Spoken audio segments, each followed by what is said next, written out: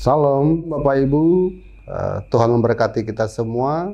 Selamat mengawali aktivitas kita untuk 1 minggu ke depan. Semoga Tuhan memberkati setiap aktivitas kita. Selamat bertemu kembali dalam program Digital Preaching Majelis Sinode GKE.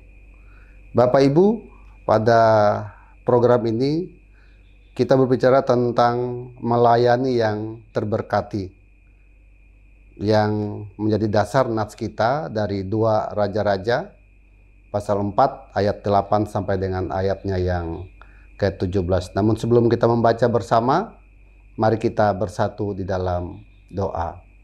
Allah terkasih dalam Yesus Kristus, puji syukur Engkau boleh bangunkan kami di pagi yang indah ini. Bahkan kami boleh menikmati sinar surya yang boleh Engkau berikan, Engkau curahkan bagi kami. Hari ini kami boleh berpengharapan di dalam Tuhan, bahkan sejenak lagi kami hendak belajar kembalikan firman Tuhan dalam program Digital Preaching. Terima kasih atas semuanya, dan setiap hal yang boleh kami renungkan bersama boleh menjadi berkat, bahkan melalui program ini pula firman Tuhan boleh diberitakan dimanapun kami ada dan berada. Pakai hamba-Mu, pakai sidang jemaat-Mu. Di dalam dan oleh Yesus Kristus kami berdoa dan mengucap syukur. Amin. Bapak Ibu, menjadi dasar nas kita hari ini terdapat dalam 2 Raja-Raja pasal 4 ayat 8 sampai dengan ayatnya yang ke-17 dengan perikop perempuan Sunem dengan anaknya. Demikian bunyinya. Pada suatu hari Elisa pergi ke Sunem. Di sana tinggal seorang perempuan kaya yang mengundang dia makan. Dan seberapa kali ia dalam perjalanan, singgahlah ia ke sana untuk makan. Berkatalah perempuan itu kepada suaminya, "Sesungguhnya aku sudah tahu bahwa orang yang selalu datang kepada kita itu adalah abdi Allah yang kudus. Baiklah kita membuat sebuah kamar atas yang kecil, yang berdinding batu, dan baiklah kita menaruh di sana baginya sebuah tempat tidur, sebuah meja, sebuah kursi, dan sebuah kandil. Maka apabila ia datang kepada kita, ia boleh masuk ke sana."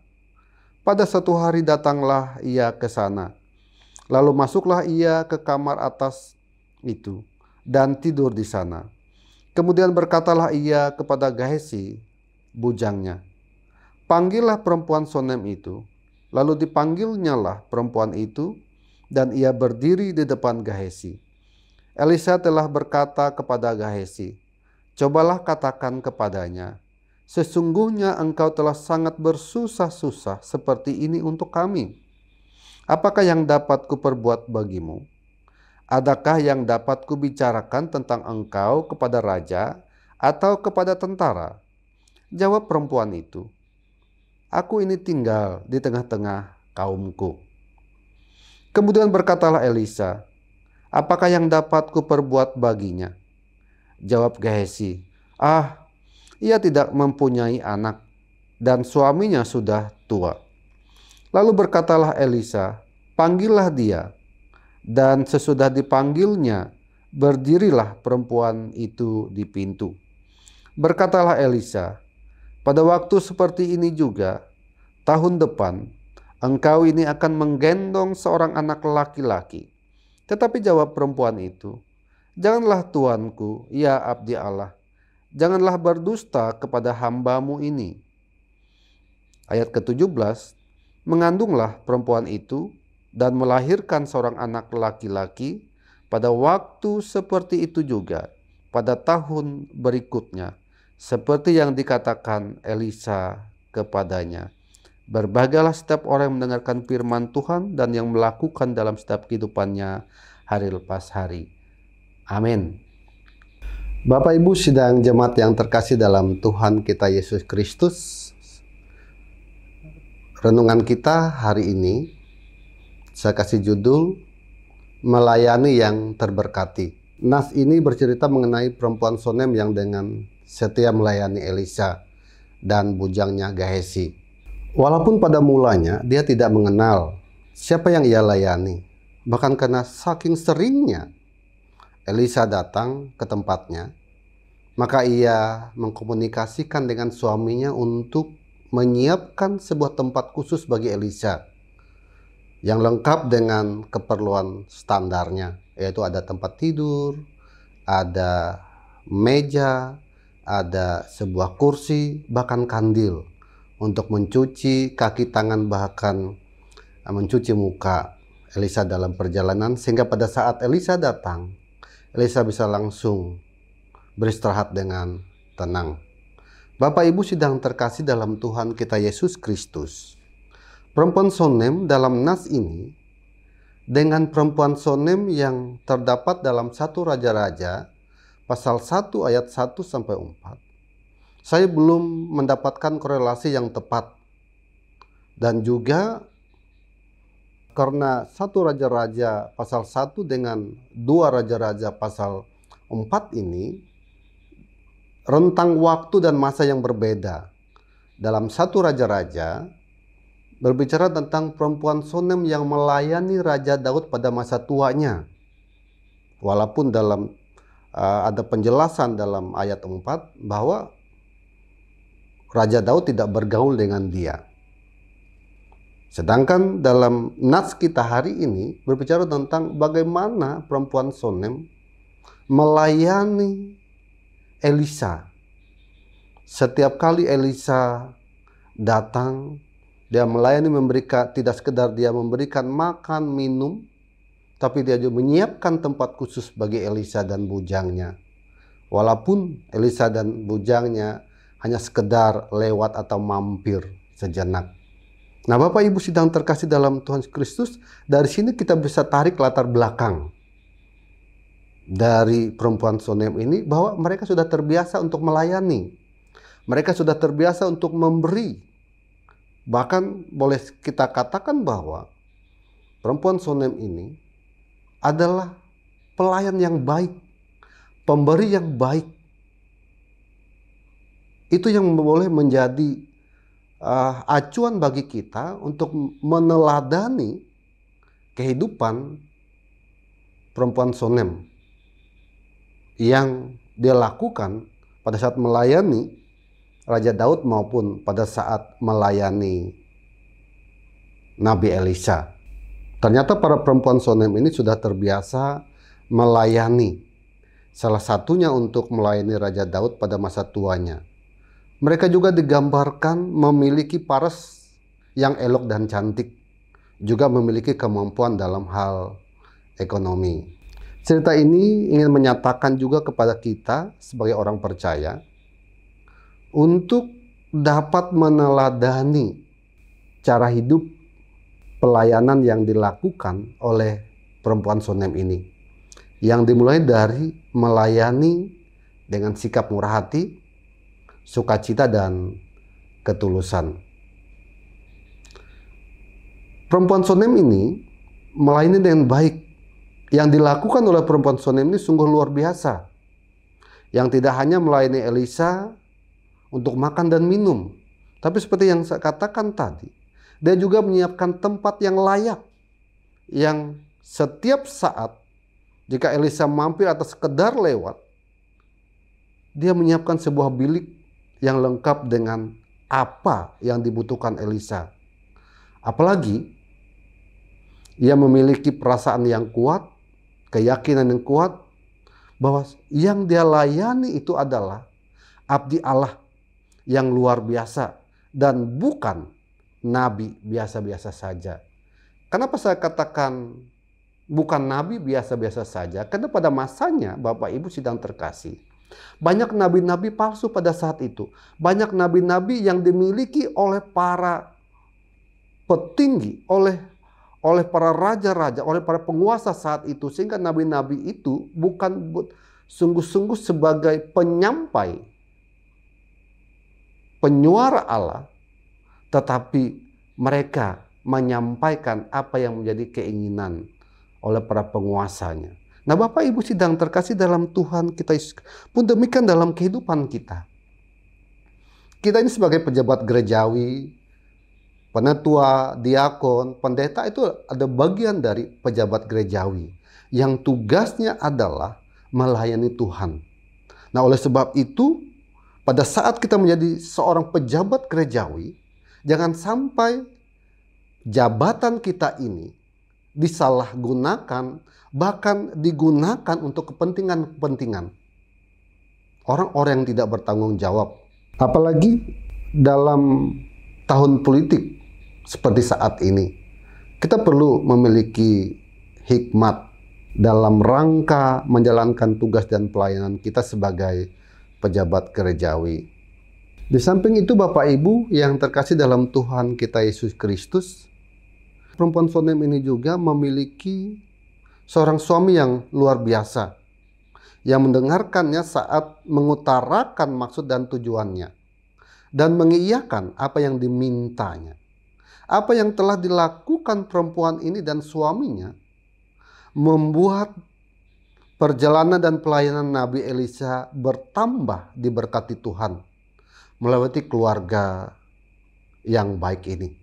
Bapak Ibu sidang terkasih, perempuan ini menghormati suaminya. Salah satunya, dia mengkomunikasikan maksudnya untuk menyediakan sebuah bilik bagi Nabi Elisa karena ia percaya bahwa orang yang ia layani itu adalah benar-benar nabi dan abdi Allah yang suci. Bapak Ibu sidang terkasih dalam Tuhan kita Yesus Kristus, lalu bagaimana dengan kita saat ini jika kita berada pada posisi seperti perempuan Sunem ini? Di saat ada orang yang sebelumnya tidak kita kenal atau tersesat dan meminta bantuan kita, apa yang kita lakukan? Memang zaman sekarang tidak mudah dan tidak sembarangan dalam memberikan bantuan kepada orang yang tidak kita kenal. Di sini kita membutuhkan yang namanya hikmat. Apalagi jika kita memiliki iman dan kita telah diajarkan bagaimana berbuat baik. Bahkan itu diharapkan menjadi sebuah karakter atau gaya hidup rohani kita orang percaya. Bahkan dalam setiap hal yang kita lakukan atas dasar ketulusan. Jika kita bisa bantu bukan hanya sekedar dari kelebihan namun juga dari kekurangan kita, kenapa tidak?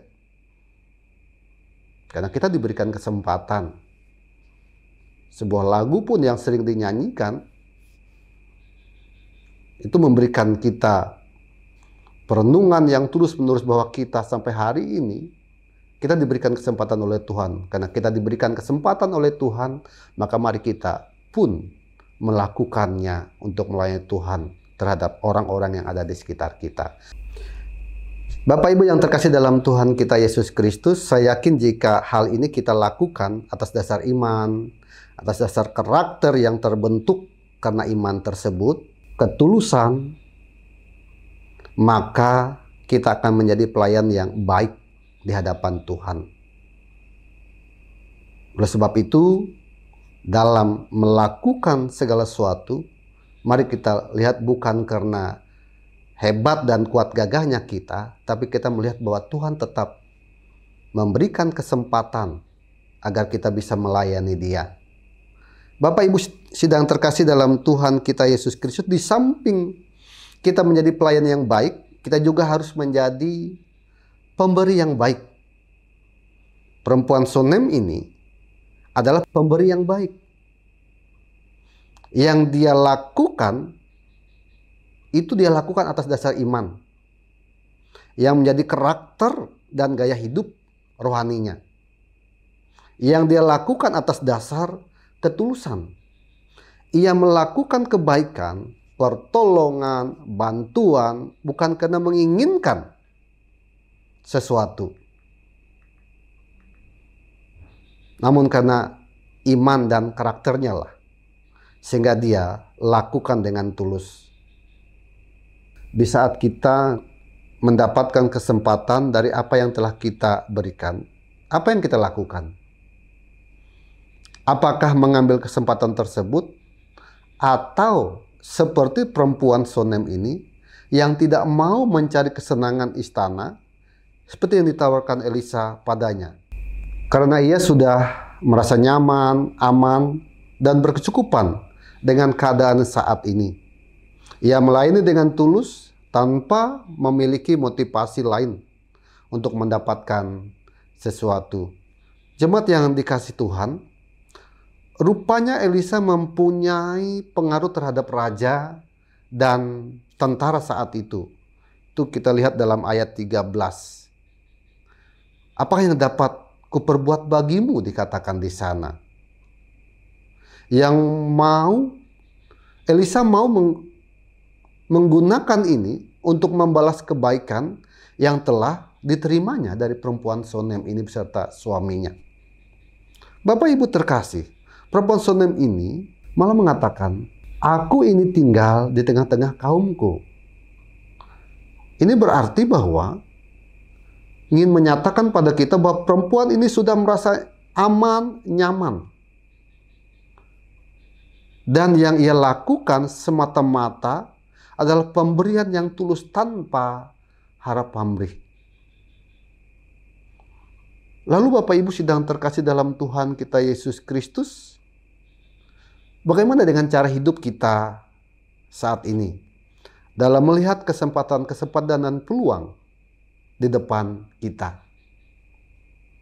Perempuan Sunem ini menikmati hidupnya dengan cara memberi yang terbaik, menjalankan hidupnya dengan iman yang benar, sehingga memiliki karakter yang baik, melakukan segala sesuatu dengan tulus.